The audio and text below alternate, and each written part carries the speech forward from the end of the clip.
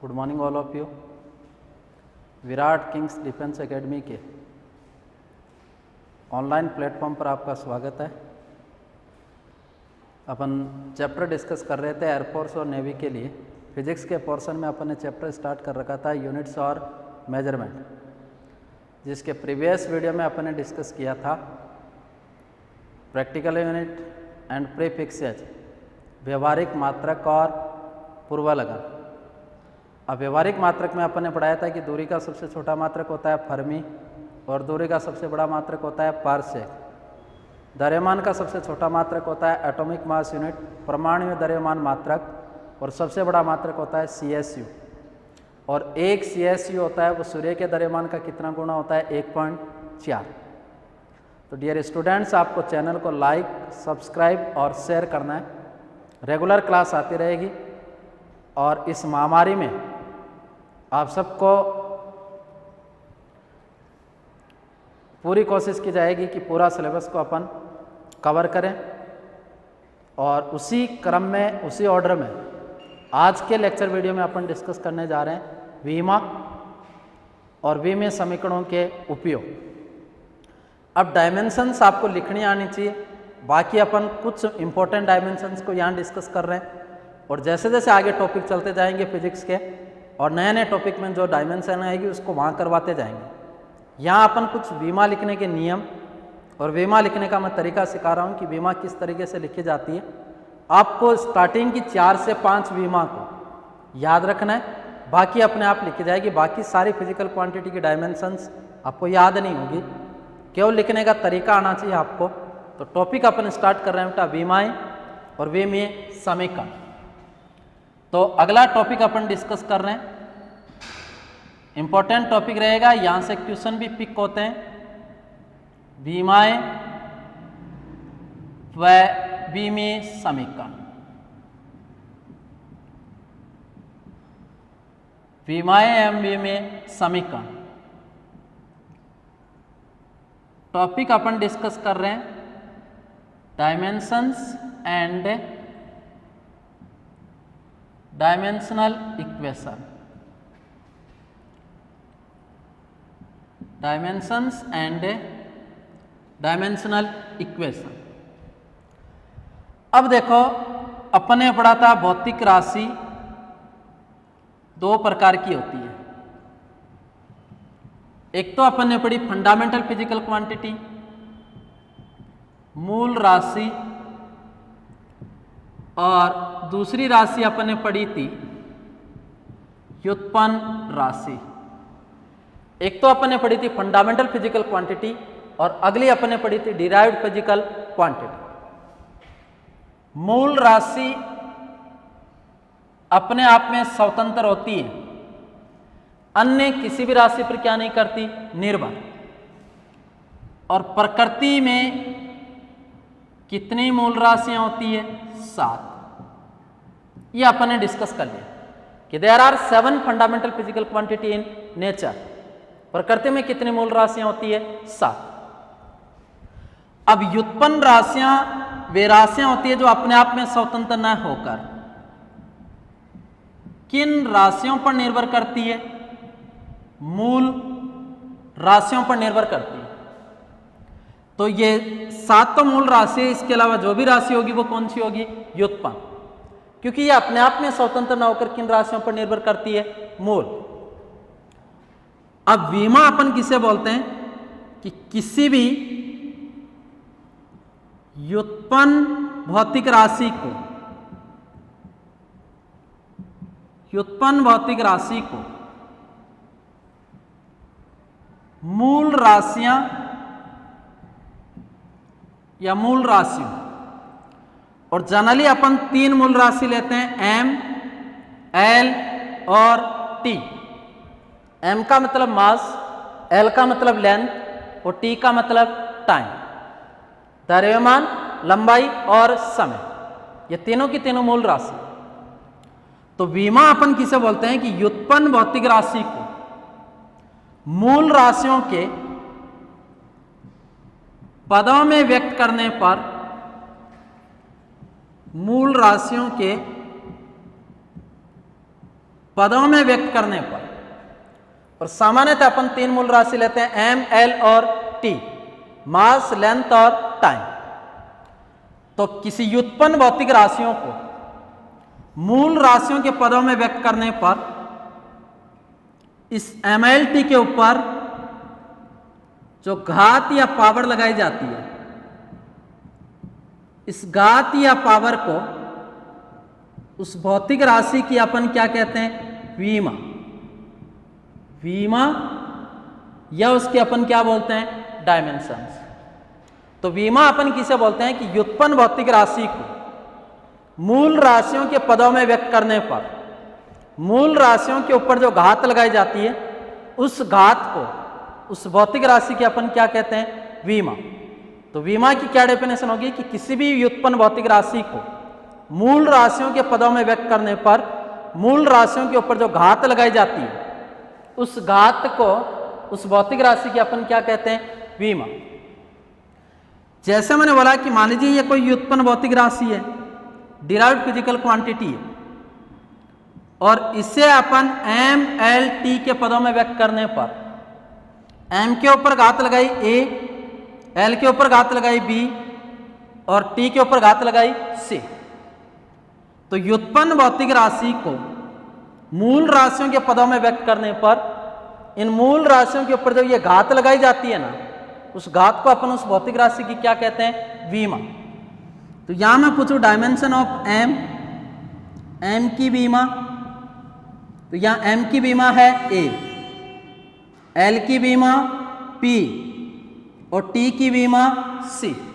तो यहां ABC विमा है, और ये जो पूरी होती है उसको अपन बोलते हैं डायमेंशनल इक्वेशन, या कौन सी समीकरण, विमी। तो यहां पूछा जाए बेटा M की विमा A, L की विमा B और T की विमा C। तो विमा अपन किसे बोलते हैं कि व्युत्पन्न भौतिक राशि को मूल राशियों के पदों में व्यक्त करने पर इन मूल राशियों के ऊपर जो घात लगाई जाती है या जो पावर लगाई जाती है, उस पावर को उस भौतिक राशि की क्या कहते हैं, विमा। यहाँ M की विमा A, L की विमा B और T की विमा C। यह तो हो गई इसकी डेफिनेशन। व्युत्पन्न भौतिक राशि को मूल राशियों के पदों में व्यक्त करने पर मूल राशियों के ऊपर जो घात लगाई जाती है, उस घात को उस भौतिक राशि की अपन क्या कहते हैं, विमा।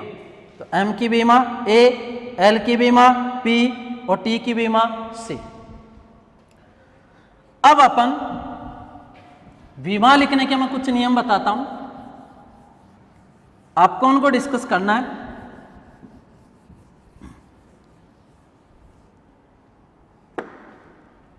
तो देखो फिजिकल क्वांटिटी अपन ने लिखी M की पावर A, L की पावर B, T की पावर C। तो ये जो पूरी है इसको तो बोलते हैं बेटा डायमेंशनल इक्वेशन। कौन सी समीकरण, विमीय समीकरण। और ABC यहाँ क्या है, विमा। अब विमा लिखने के अपन कुछ नियम डिस्कस कर रहे हैं। पहला नियम ये बता रहा हूं, किसी भी भौतिक राशि को MLT के पदों में व्यक्त करने पर MLT के पदों में व्यक्त करने पर इन MLT को किस अक्षर में लिखा जाता है, कैपिटल अक्षर में लिखा जाता है बेटा। तो किसी भी भौतिक राशि को MLT के पदों में व्यक्त करने पर जो ये MLT है या मूल राशि है, उसको किस अक्षर में लिखा जाता है, कैपिटल। और कैपिटल अक्षर में लिखने के बाद इसे बड़े कोष्टक में बंद करना है। किस कोष्टक में बंद करना है, बड़े।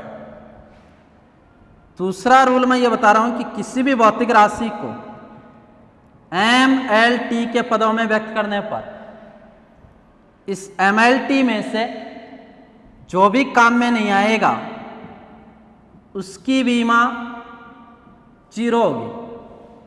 तो किसी भी भौतिक राशि को MLT के पदों में व्यक्त करने पर MLT में से जो भी काम में नहीं आता है उसकी विमा हमेशा कितनी होगी, 0। फॉर एग्जाम्पल जैसे मैंने लिखा बेटा चाल, और चाल अपन किसे कहते हैं कि एकांक समय में तय की गई दूरी चाल कहलाती है। तो चाल बराबर होता है बेटा दूरी बट्टा समय। अब चाल बराबर दूरी बट्टा समय, दूरी को अपन लंबाई बोल सकते हैं एल से लिखूं, समय को अपन टाइम बोल सकते हैं किससे, टी, तो एल अपॉन टी। अब इसमें अपन चाल को अगर एम एल टी के पदों में व्यक्त करते हैं तो एम एल टी में से काम में आ रहा है एल और टी, क्या काम में नहीं आ रहा, एम, और जो काम में नहीं आएगा उसकी बीमा 0, तो इसकी बीमा हो जाएगी 0, एल की पावर 1, टी की पावर 1 है, ऊपर गई तो पावर किसकी, माइनस की, तो चाल की बीमा होगी बेटा m0 L1 और t की पावर -1। तो दूसरा रूल मैं ये बता रहा हूं कि किसी भी भौतिक राशि को mlt के पदों में व्यक्त करने पर mlt में से जो भी काम में नहीं आता है उसकी बीमा 0, और जब किसी भी फिजिकल क्वांटिटी की पावर 0 होती है तो उसका मान हमेशा होगा बेटा 1। जैसे मैं लिखूं a की पावर 0, 100 की पावर 0, p की पावर 0, तो किसी भी की पावर 0 होती है तो उसका मान हमेशा होता है कितना, 1। तो इस तरीके से अपन लिख सकते हैं। तो दूसरा रूल मैं ये बता रहा हूं कि किसी भी भौतिक राशि को mlt के पदों में व्यक्त करने पर mlt में से जो भी काम में नहीं आता उसकी बीमा होगी 0। तीसरा रूल ये बता रहा हूं कि किसी भी भौतिक राशि को, व्युत्पन्न भौतिक राशि को मूल राशियों के पदों में व्यक्त करने पर, मूल राशियों के पदों में व्यक्त करने पर, सुनना मेरी बात को, कि किसी भी भौतिक राशि को मूल राशियों के पदों में व्यक्त करने पर इस m, l और t के अलावा, ml t के अलावा, क्योंकि मूल राशियां तो कितनी होती है 7, और अपन यहां डिस्कस कर रहे हैं कितनी, 3। तो किसी भी भौतिक राशि को मूल राशियों के पदों में व्यक्त करने पर ml t के अलावा कोई अन्य मूल राशि भी काम में आती है तो उसके प्रतीक चिन्ह पर उचित घात लगाकर किस समीकरण में लिख दिया जाता है, विमीय समीकरण। तो तीसरा रूल मैं ये बता रहा हूं कि किसी भी भौतिक राशि को मूल राशियों के पदों में व्यक्त करने पर mlt मास, लेंथ और टाइम के अलावा कोई अन्य मूल राशि काम में आ रही है तो उसके प्रतीक चिन्ह पर उचित घात लगाकर किस समीकरण में लिख दिया जाता है, विमीय समीकरण। फॉर एग्जाम्पल,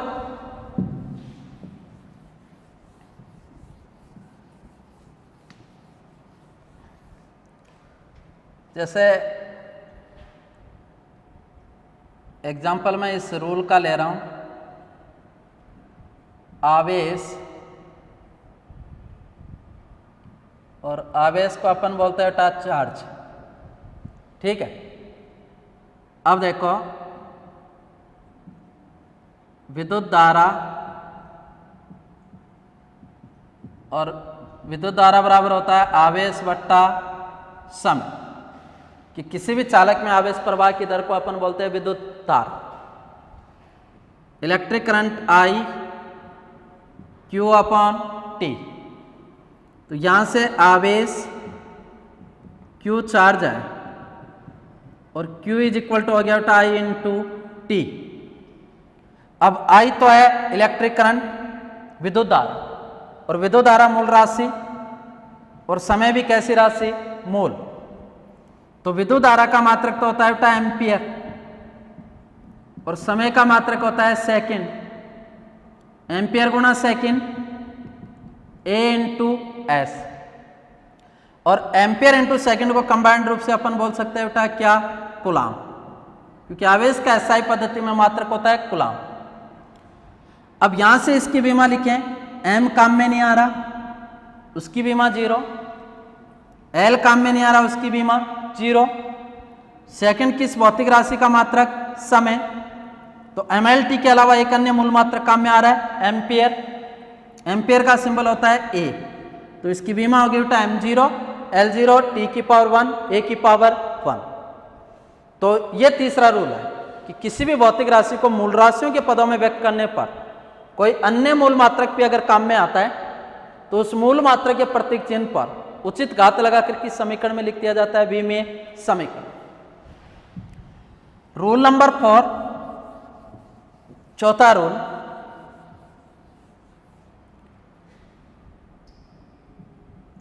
रूल नंबर 4,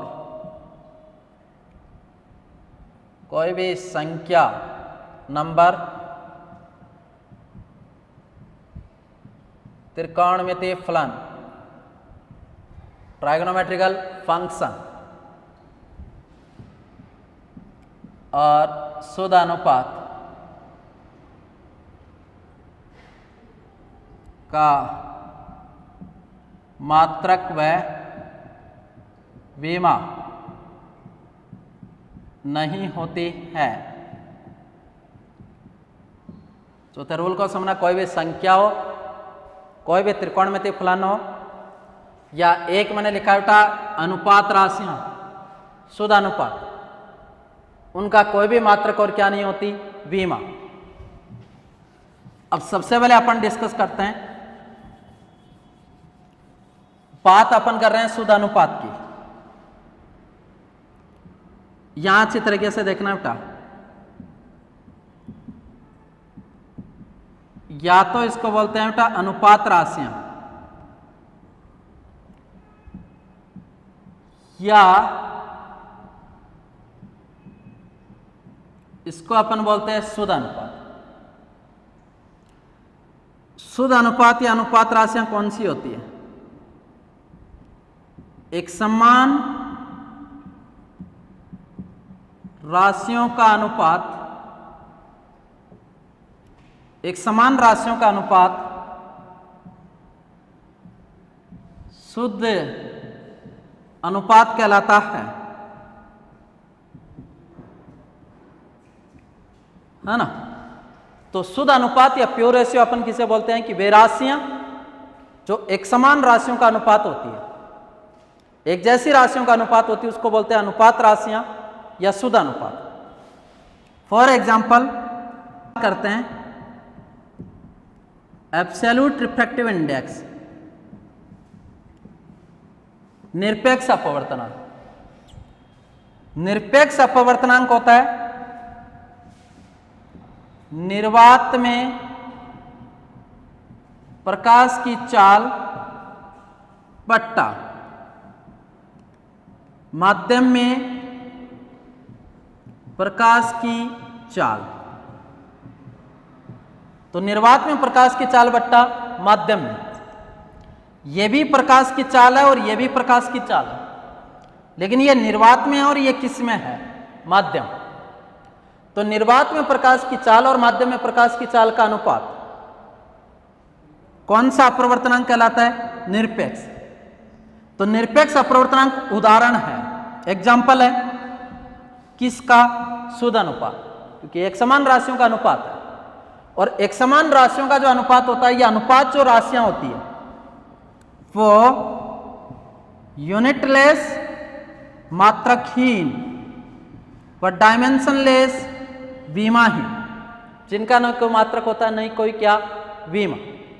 तो एक समान राशियों का जो अनुपात होता है कि वे राशियां जो एक समान राशियों का अनुपात होती है, उसको अपन बोलते हैं अनुपात राशियां, या कौन सा अनुपात बोलते हैं? शुद्ध। और जो शुद्ध अनुपात होता है उसकी कोई भी मात्रक और क्या नहीं होती, विमा। तो वो कैसी राशि होती है बेटा? मात्रकहीन और विमाहीन। एक एग्जाम्पल और दूं, जैसे अपन बात करें रिलेटिव डेंसिटी, अपेक्षिक घनत्व। अपेक्षिक घनत्व होता है पदार्थ का घनत्व बट्टा 4 डिग्री सेंटीग्रेड पर जल का घनत्व। तो किसी पदार्थ का घनत्व तथा 4 डिग्री सेंटीग्रेड पर जल के घनत्व का अनुपात होता है, वो कहलाता है अपेक्षिक घनत्व, रिलेटिव डेंसिटी। अब ये भी डेंसिटी और ये भी डेंसिटी, तो ये एक समान राशियों का अनुपात है, और एक समान राशियों का अनुपात होता है उसको बोलते हैं प्योर रेशियो। कौन सा अनुपात? शुद्ध।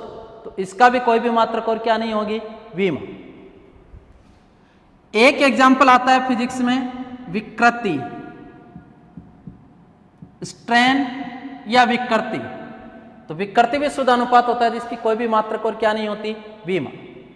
तो चौथा रूल मैंने बोला कोई ट्राइगोनोमेट्रिकल फंक्शन, कोई त्रिकोणमितीय फलन हो, कोई संख्या हो या कोई शुद्ध अनुपात हो, उसकी क्या नहीं लिखी जा सकती बेटा, मात्रक और विमा। अगला रूल मैं ये बता रहा हूं, रूल नंबर 5। और पांचवा रूल मैं ये बता रहा हूं कि विमीय समीकरण पर मात्रक पद्धतियों का कोई भी प्रभाव नहीं पड़ता है या कोई भी प्रभाव नहीं होता है। ये अगला रूल बता रहा हूं कि विमीय किसी भी भौतिक राशि की विमा लिखते समय मात्रक पद्धतियों का कोई भी प्रभाव नहीं पड़ता है, चाहे मात्रक एमकेएस पद्धति में लिखा हुआ हो चाहे सीजीएस पद्धति में, दोनों ही पद्धतियों में उस भौतिक राशि की विमा समान होगी। फॉर एग्जाम्पल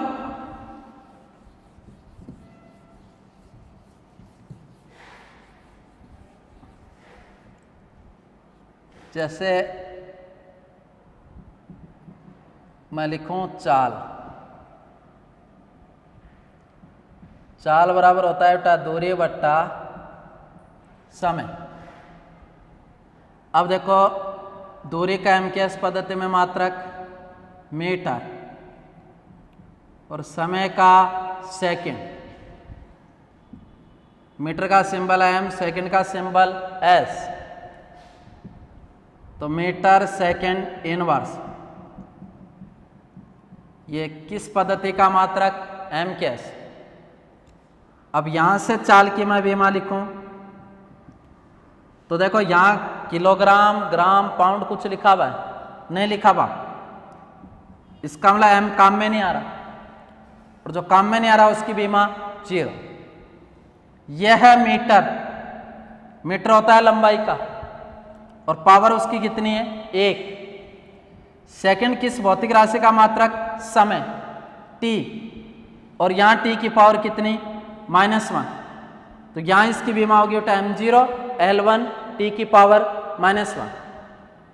अब चाल का अगर सीजीएस पद्धति में मात्रक लिखूं तो देखो सीजीएस पद्धति में मीटर की जगह सेंटीमीटर और सेकंड ही रहेगा।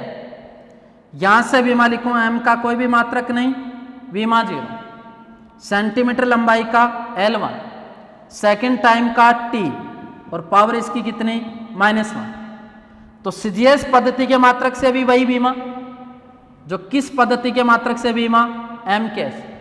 इसका मतलब विमीय समीकरण पर मात्रक पद्धतियों का कोई भी प्रभाव नहीं पड़ता। विमीय समीकरण पर मात्रक पद्धतियों का कोई भी प्रभाव नहीं पड़ता। तो एक तो याद रखने है कि एमएलटी को किस अक्षर में लिखना है, कैपिटल। दूसरा रूल मैंने बताया कि किसी भी भौतिक राशि को एमएलटी के पदों में व्यक्त करने पर एमएलटी में से जो भी काम में नहीं आता उसकी बीमा 0, और किसी भी फिजिकल क्वांटिटी की पावर या किसी भी भौतिक राशि की बीमा यदि 0 होती है तो उसका मान कितना होगा, 1। तीसरा रूल मैंने बताया आपको कि किसी भी भौतिक राशि को एमएलटी के पदों में व्यक्त करने पर कोई अन्य मूल मात्रक भी काम में आता है तो उस पर उचित घात लगा करके समीकरण में लिख दिया जाता है, विमीय समीकरण। अगला रूल अपन ने यह डिस्कस किया कि किसी भी संख्या, शुद्ध अनुपात और त्रिकोणमितीय फलन की कोई भी मात्रक और क्या नहीं होती, विमा। उससे अगला रूल मैंने डिस्कस किया कि मात्रक पद्धतियों का विमीय समीकरण पर कोई भी प्रभाव नहीं पड़ता। तो ये विमा लिखने के कुछ रूल है।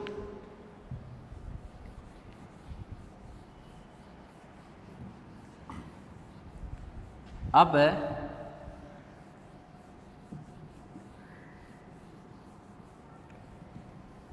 मैं कुछ भौतिक राशियों के मात्रक और बीमा लिख रहा हूं। देखो सबसे पहले अपन ले रहे हैं क्षेत्रफल क्षेत्रफल को अपन बोलते हैं बेटा एरिया। क्षेत्रफल होता है लंबाई गुणा चौड़ाई। तो देखो मात्रक से भी विमा लिख सकते हैं और विमा से अपन मात्रक भी लिख सकते हैं। तो क्षेत्रफल बराबर होता है बेटा लंबाई गुणा चौड़ाई। अब इसकी अगर विमा लिखे, लंबाई को किससे लिखते हैं एल, और चौड़ाई को भी किससे लिखते हैं एल। अब जिन भौतिक राशियों का आधार समान होता है उनकी घातें परस्पर जुड़ जाती है। इसकी पावर 1, इसकी पावर 1, इसका आधार एल, इसका आधार एल, और जिनका आधार समान होती है उनकी घातें परस्पर जुड़ जाती है। तो इसकी विमा होगी बेटा L2। इसका मतलब इसकी विमा लिखूं तो इसमें से m काम में नहीं आ रहा, 0, L की पावर 2, T की पावर 0। तो क्षेत्रफल की विमा होती है बेटा m0 L2 T की पावर 0। यूनिट और मात्रक लिखूं तो MKS पद्धति में लंबाई का मात्रक मीटर, चौड़ाई का मात्रक मीटर, मीटर गुणा मीटर, मीटर स्क्वायर, और सिंबल में अपन लिख सकते हैं मीटर स्क्वायर।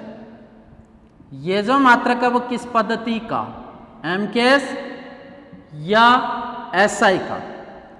और CGS पद्धति में लिखेंगे तो centimetre into centimetre, centimetre square, और ये किस पद्धति का, CGS। अब यहां से भी विमा लिख सकते हैं, देखो मीटर है वो लंबाई का है, किलोग्राम ग्राम कुछ भी नहीं लिखा तो m की पावर 0, मीटर लेंथ का तो l, और पावर हो गई 2, सेकंड है नहीं तो t की पावर 0। तो क्षेत्रफल की विमा होती है बेटा m0 L2 t की पावर 0। दूसरी विमा अपन लिख रहे हैं आयतन। आयतन को अपन बोलते हैं बेटा वॉल्यूम। अब आयतन को अपन लिखते हैं लंबाई गुणा चौड़ाई गुणा ऊंचाई। ठीक है, आयतन का मात्रक पूछे, मीटर मीटर मीटर, तो इसको लिख सकते हैं बेटा मीटर क्यूब, मीटर क्यूब। ये तो किस पद्धति का है, MKS। और CGS पद्धति में अपन लिख सकते हैं सेंटीमीटर क्यूब। ये किस पद्धति का, CGS। अब यहां से आयतन की विमा लिखते हैं तो देखो m द्रव्यमान का कोई भी मात्रक नहीं, विमा 0, सेंटीमीटर मीटर किसका, लंबाई, L की पावर 3, और सेकंड है नहीं तो समय की विमा 0। तो आयतन की विमा होती है बेटा m0 L3 T की पावर 0। इसके बाद अपन विमा लिख रहे हैं चाल। चाल को अपन बोलते हैं बेटा स्पीड। चाल बराबर दूरी बट्टा समय। दूरी को अपन लंबाई कह सकते हैं L, और समय को टाइम कहते हैं इसलिए T। तो यहां से इसकी विमा लिखूं m0 L की पावर 1, ये T की पावर 1 है, ऊपर जाएगी तो पावर माइनस की। तो चाल की विमा होती है बेटा m0 L1 T की पावर -1। यहां से मैं इसका लिखूं मात्रक। दूरी का MKS पद्धति में मात्रक मीटर, और समय का सेकंड। मीटर को m से, सेकंड को s से, ऊपर गई पावर माइनस। तो चाल का MKS या SI पद्धति में मात्रक होता है बेटा मीटर प्रति सेकंड, और CGS पद्धति में मीटर की जगह सेंटीमीटर सेकंड इनवर्स। ये किस पद्धति का है, CGS। तो चाल का MKS पद्धति में मात्रक होता है बेटा मीटर प्रति सेकंड, और CGS पद्धति में होगा सेंटीमीटर प्रति सेकंड। और चाल की विमा होती है बेटा m0 L1 t की पावर -1। एक लाइन और याद रखना है कि speed is a scalar quantity. चाल कैसी राशि है? अदिश। और अदिश का मतलब वो होता है कि एक ऐसी राशि जिसको व्यक्त करने के लिए केवल और केवल मैग्नीट्यूड परिमाण की आवश्यकता होती है, दिशा की आवश्यकता नहीं होती। तो याद रखना बेटा चाल कैसी राशि होती है? अदिश, क्योंकि इसको व्यक्त करने के लिए केवल और केवल आवश्यकता होती है परिमाण।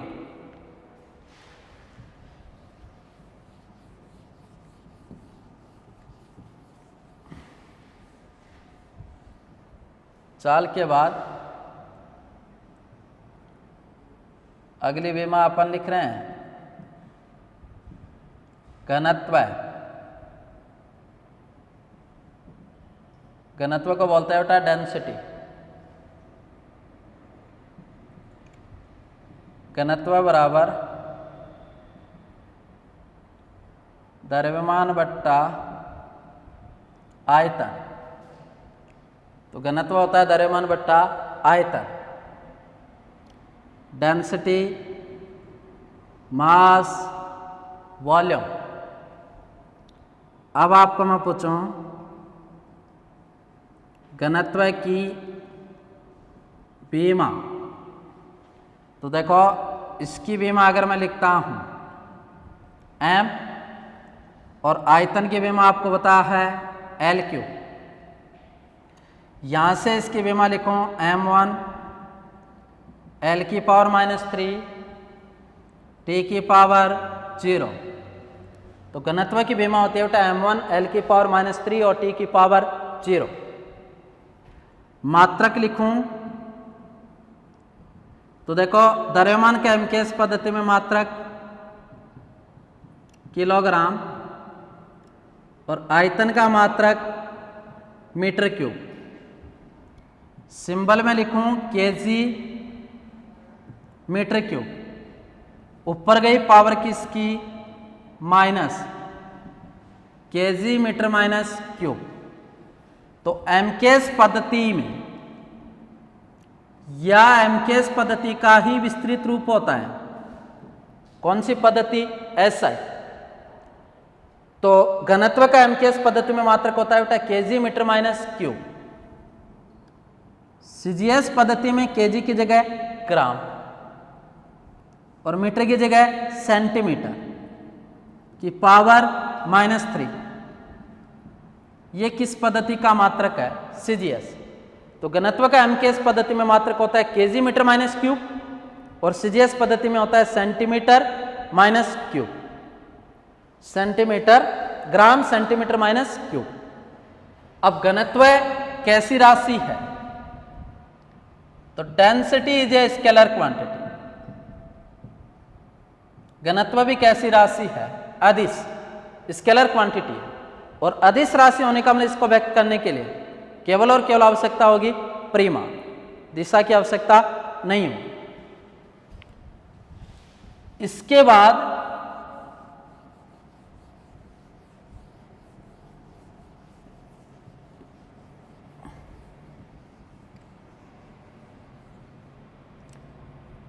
अगला अपन डिस्कस कर रहे हैं वेग।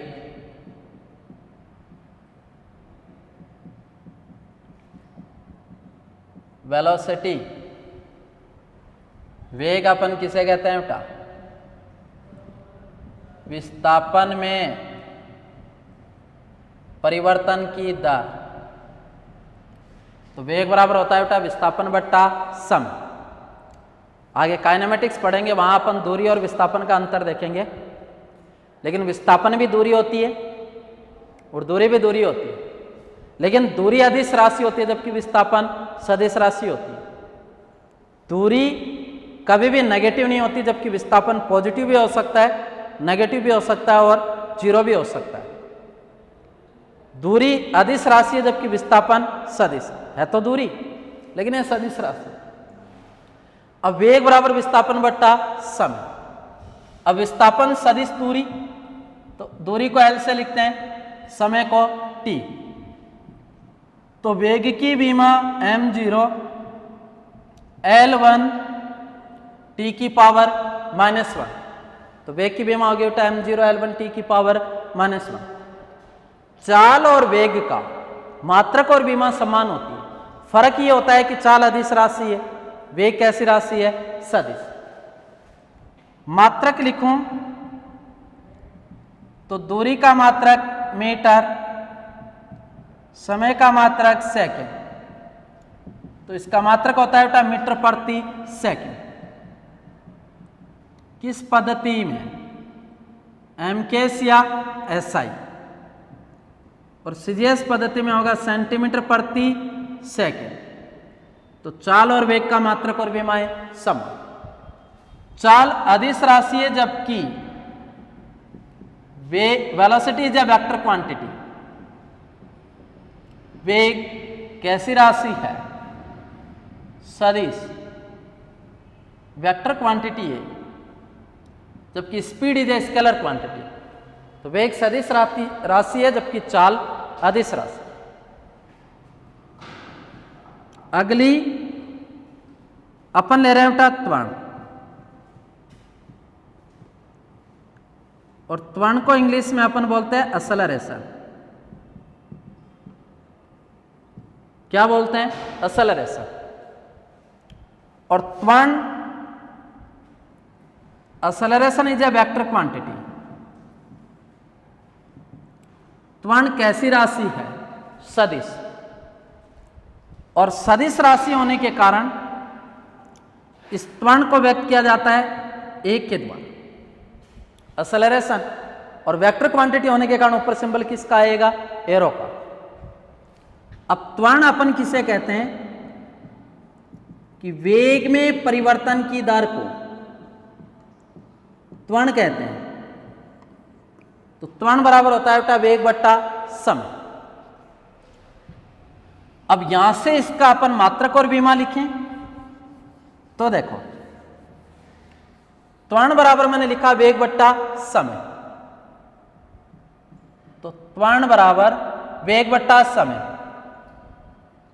वेग की विमा m0 L1 t की पावर -1 और समय की विमा t1। क्लियर। अब m0 L1 t की पावर -1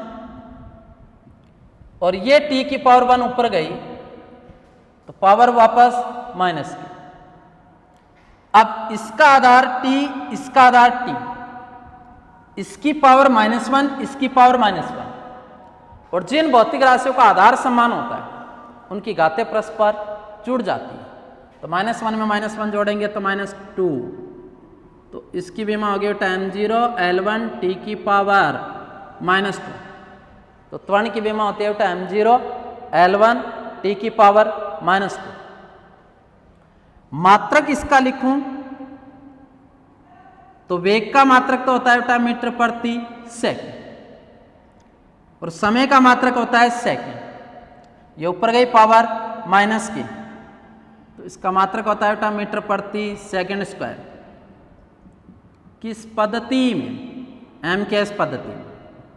सीजीएस पद्धति में मीटर की जगह सेंटीमीटर प्रति सेकंड स्क्वायर। ये किस पद्धति में है, सीजीएस। तो त्वरण भी सदिश राशि है जिसका एमकेएस पद्धति में मात्रक मीटर प्रति सेकंड स्क्वायर, और सीजीएस पद्धति में होगा सेंटीमीटर प्रति सेकंड स्क्वायर, और त्वरण की विमा होगी m0 L1 t की पावर -2। इसके बाद, और त्वरण भी मैंने बता दिया बेटा कैसी राशि होती है, सदिश। उसके बाद अपन विमा लिख रहे हैं बल, और बल को अपन बोलते हैं बेटा फोर्स। देखो बल क्या होता है कि किसी भी पिंड को धक्का देना या खींचना, किसी भी पिंड को धक्का देना या खींचना क्या कहलाता है, बल। लेकिन फिजिक्स की डेफिनेशन देखें तो बल एक ऐसा बाह्य कारक होता है जो किसी भी वस्तु में क्या उत्पन्न कर देता है, त्वरण। व्हाट इज फोर्स, कि बल एक ऐसा बाह्य कारक होता है, बल एक ऐसा बाह्य कारक होता है जो किसी वस्तु में त्वरण उत्पन्न कर देता है। तो फोर्स क्या है कि बल एक ऐसा बाह्य कारक होता है जो किसी भी वस्तु में क्या उत्पन्न कर देता है, त्वरण। तो बल जब किसी भी वस्तु पर लगाया जाता है या किसी भी पिंड पर लगाया जाता है तो बल उस पिंड में क्या उत्पन्न कर देता है, त्वरण। अब कई बार ये क्वेश्चन पूछा जाता है कि न्यूटन की गति का ऐसा कौन सा नियम है जो बल को परिभाषित करता है। तो अपन अधिकांशतः लोग आंसर दे के आते हैं न्यूटन की गति का दूसरा नियम। न्यूटन ने गति के 3 नियम दिए थे। पहला नियम जड़त्व का नियम, दूसरा नियम और तीसरा नियम है उसको अपन बोलते हैं क्रिया प्रतिक्रिया का नियम। तो अगला पॉइंट मैं ये बता रहा हूं कि न्यूटन का गति का प्रथम नियम, न्यूटन की गति का प्रथम नियम जिसे अपन लॉ ऑफ इनर्शिया या किसका नियम भी कहते हैं, जड़त्व का नियम। और जड़त्व का नियम कहता है यदि कोई वस्तु स्थिर है तो स्थिर ही रहेगी, गतिशील है तो गतिशील ही रहेगी जब तक कि उस पर कोई बाह्य बल आरोपित ना हो। तो न्यूटन का प्रथम नियम अर्थात जड़त्व का नियम बल की परिभाषा देता है या बल को परिभाषित करता है। तो ऑब्जेक्टिव टाइप क्वेश्चन में आपको पूछ ले कि निम्न में से कौन सा नियम बल को परिभाषित करता है, तो आंसर जाएगा बेटा न्यूटन की गति का प्रथम नियम या जाएगा जड़त्व का नियम। जबकि न्यूटन का दूसरा नियम बल के परिमाण को व्यक्त करता है।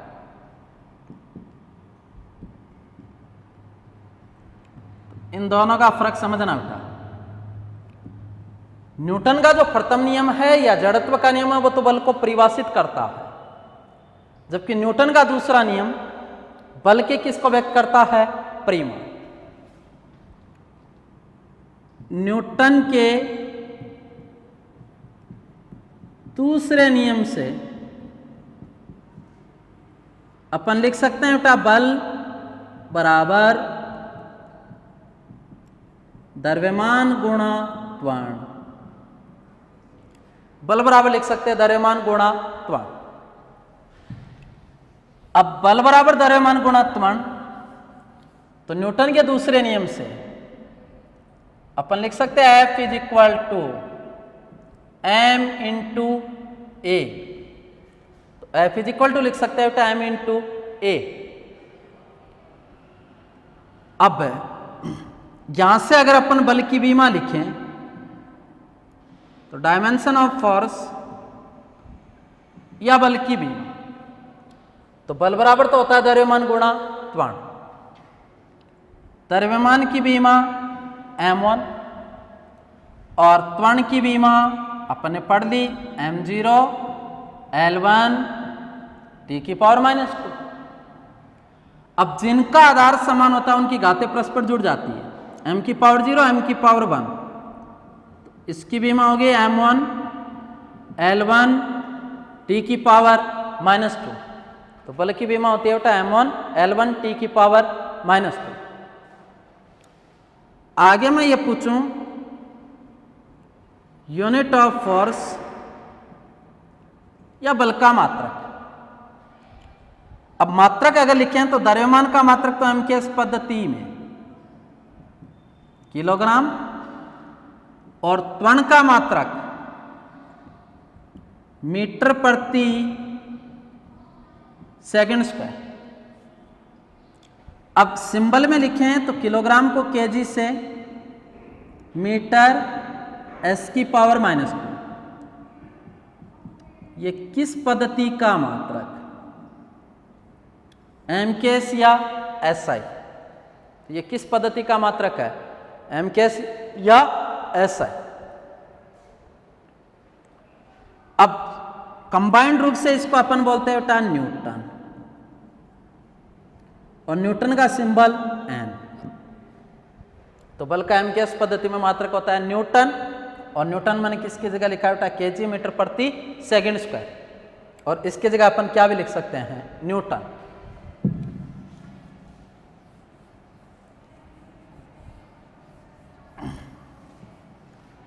सीजीएस पद्धति में बल का मात्रक लिखते हैं तो केजी की जगह तो आएगा ग्राम, और मीटर की जगह सेंटीमीटर, सेकंड की जगह सेकंड, तो ग्राम सेंटीमीटर प्रति सेकंड स्क्वायर। यह बल का किस पद्धति में मात्रक, सीजीएस। और कंबाइंड रूप से इसको अपन लिखते हैं बेटा डायन। तो बल का एमकेएस पद्धति में मात्रक न्यूटन, और सीजीएस पद्धति में मात्रक डायन। अब आपको यह पूछे कि न्यूटन और डायन में क्या संबंध है, तो एक न्यूटन में कितने डायन होते हैं बेटा, एक न्यूटन में डायन होते हैं 10 की पावर 5। तो एक न्यूटन में कितने डायन होते हैं बेटा, 10 की पावर 5 डायन होते हैं। तो बल की विमा तो होती है m1 L1 t की पावर -2। एमकेएस पद्धति में बल का मात्रक होता है न्यूटन, और सीजीएस पद्धति में होता है डायन। और न्यूटन और डायन में क्या संबंध होता है कि एक न्यूटन में कितने डायन होते हैं, 10 की पावर 5 डायन होते हैं। आगे देखो, अब विमा का तो ये है, शुरू की 3-4 विमा याद है, आगे अपन फटाफट करते चलेंगे, कोई दिक्कत नहीं। मैन विमा मैं करवा देता हूँ, बाकी टॉपिक में जैसे जैसे आएगी अपन करते जाए। अगली विमा जैसे मैंने लिखी कार्य, कार्य को इंग्लिश में अपन बोलते हैं बेटा वर्क। कार्य क्या, फिजिक्स में कार्य तब काउंट होता है जब किसी भी वस्तु पर अपन बल लगाते हैं, और बल लगाने के कारण अगर उस वस्तु में क्या उत्पन्न हो जाता है, विस्थापन। अब देखो, आगे अपन डिस्कस कर रहे थे कार्य। अब कार्य फिजिक्स में कब काउंट होता है कि जब किसी भी वस्तु पर अपन बल लगाते हैं, और बल लगाने के कारण अगर उस वस्तु में क्या उत्पन्न होता है, विस्थापन।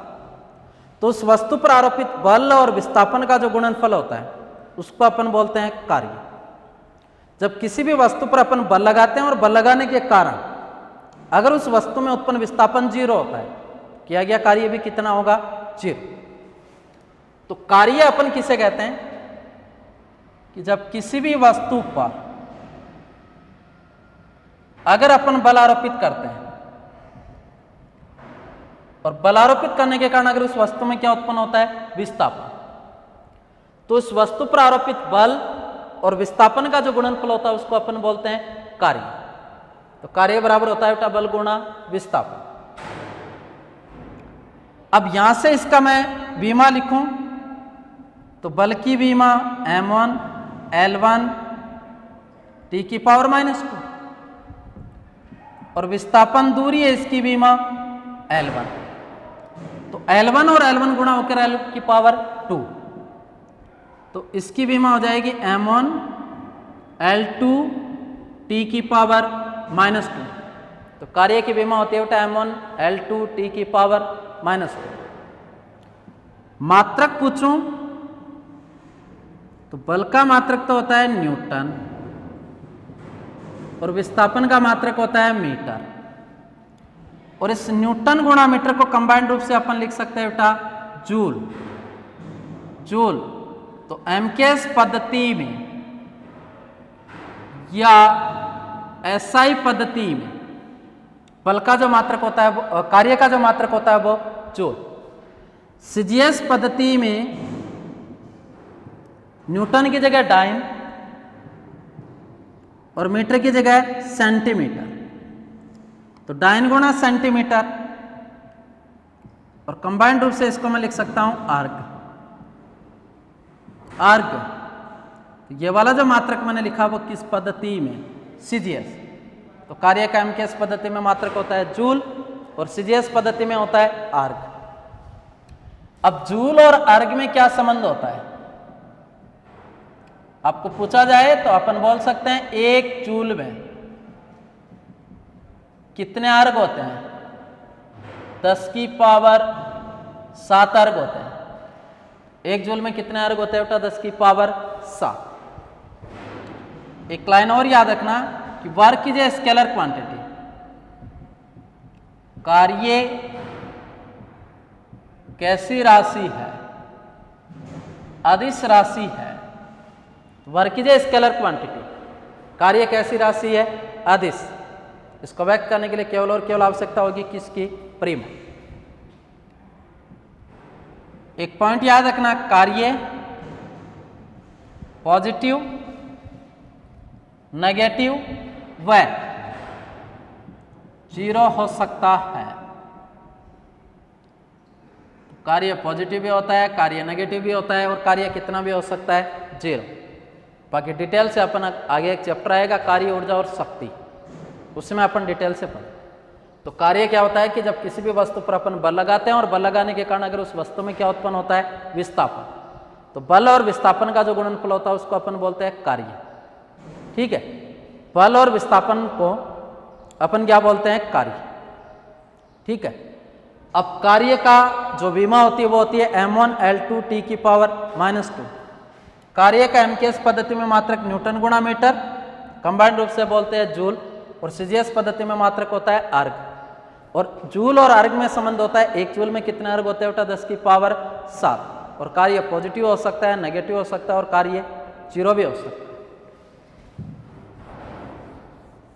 कार्य धनात्मक, ऋणात्मक व शून्य हो सकता है।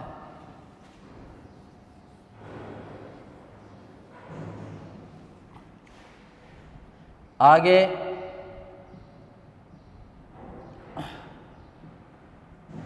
ले रहे बेटा शक्ति।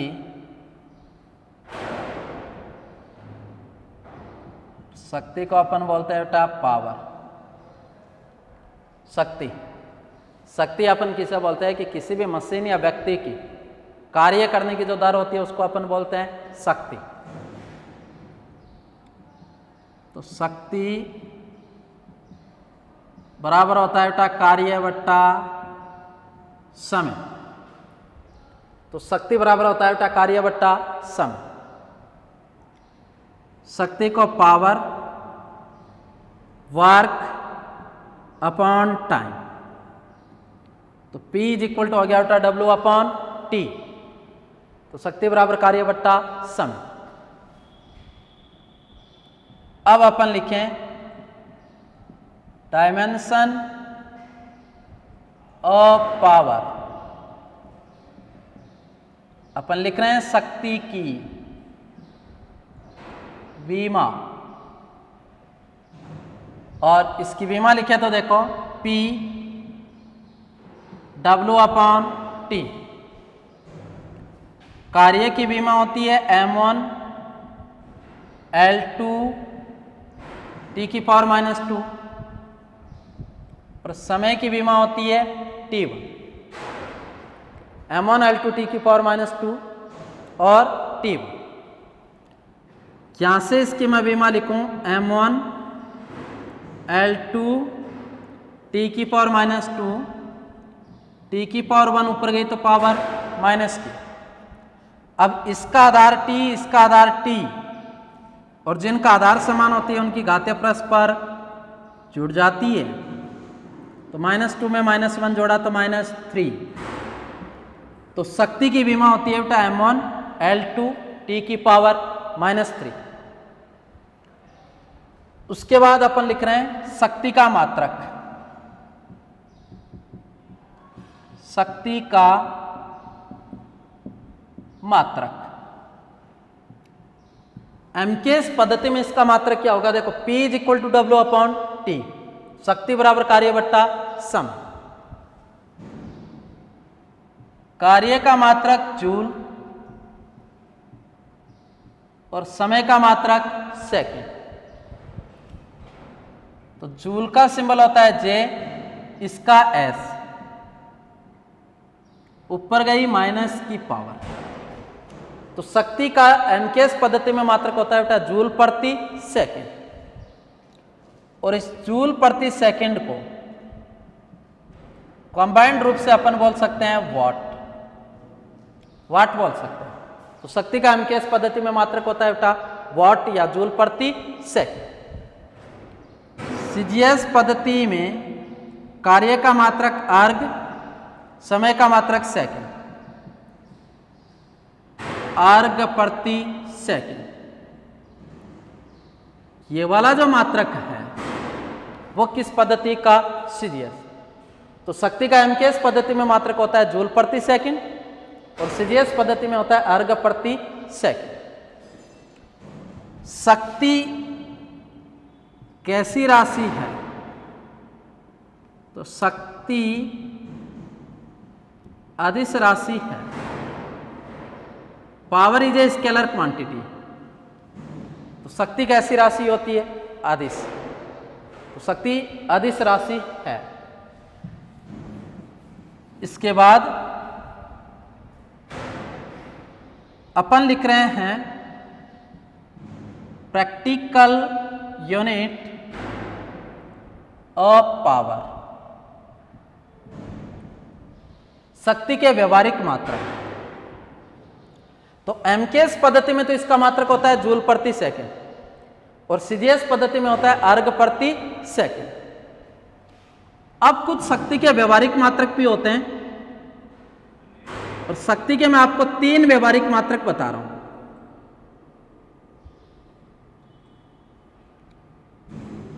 इसके 3 व्यवहारिक मात्रक और डिस्कस कर रहे हैं। एक तो शक्ति का मात्रक होता है किलोवाट। क्या होता है? किलोवाट। एक होता है मेगावाट। किलोवाट,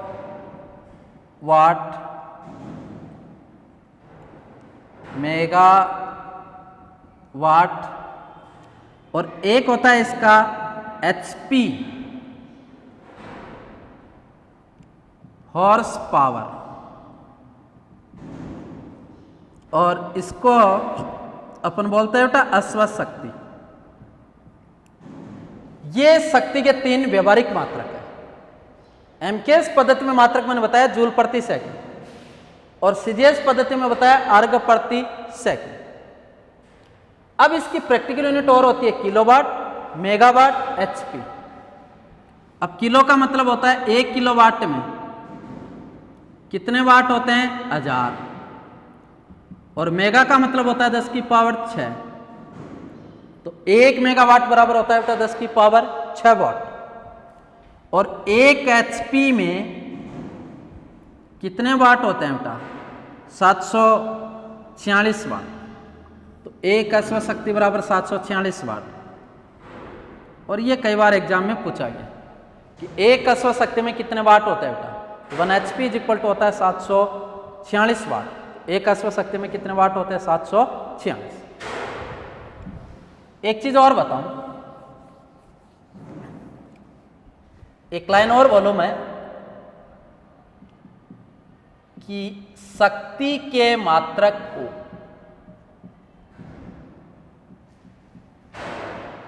समय के मात्रक से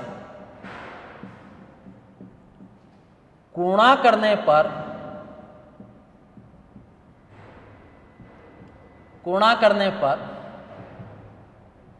कार्य, और कार्य भी किसका रूप है? ऊर्जा। तो एक इंपॉर्टेंट लाइन में डिस्कस कर रहा हूं कि शक्ति के मात्रक को समय के मात्रक से गुणा करने पर कार्य या ऊर्जा का मात्रक प्राप्त होता है। तो शक्ति के मात्रक को समय के मात्रक से गुणा करने पर किसका मात्रक प्राप्त होता है? सिंपल सा क्वेश्चन दे देगा कि शक्ति के मात्रक को समय के मात्रक से गुणा करने पर किस भौतिक राशि का मात्रक प्राप्त होता है? तो आंसर जाएगा कार्य या ऊर्जा। तो कार्य और ऊर्जा का मात्रक प्राप्त होता है। कैसे? जैसे शक्ति का मात्रक होता है जूल प्रति सेकंड एमकेएस पद्धति में, और सीजीएस पद्धति में होता है बेटा अर्ग प्रति सेकंड। अब जूल प्रति सेकंड को अगर मैं सेकंड से गुणा कर दूं, ये समय का मात्रक, और इसको भी मैं सेकंड से गुणा कर दूं, तो सेकंड से second inverse cancel out, joule, second से सेकंड इनवर्स कैंसिल आउट, अर्ग। तो कार्य का एमकेएस पद्धति में मात्रक जूल और सीजीएस पद्धति में अर्ग। तो यही लाइन बोली मैंने, शक्ति के मात्रक को समय के मात्रक से गुणा करने पर किसका मात्रक प्राप्त होता है बेटा? कार्य या ऊर्जा का मात्रक प्राप्त होता है। जैसे किलोवाट, किलोवाट किसका मात्रक है? शक्ति का, और समय के मात्रक हावर से गुणा कर दो तो किलोवाट हावर, किलोवाट घंटा, यह किसका मात्रक होगा? शक्ति का। तो इस तरीके से आपको विमा लिखनी है, 4-5 विमा को याद करना, बाकी अपने आप लिखी जाएगी। एक विमा का लेक्चर वीडियो और अपन करेंगे, उसके बाद में अगला टॉपिक अपन लेंगे dimensions, uses of dimensional equation, विमीय समीकरणों के उपयोग। Thank you. चैनल को लाइक, सब्सक्राइब और शेयर करना मत भूलना। Thank you.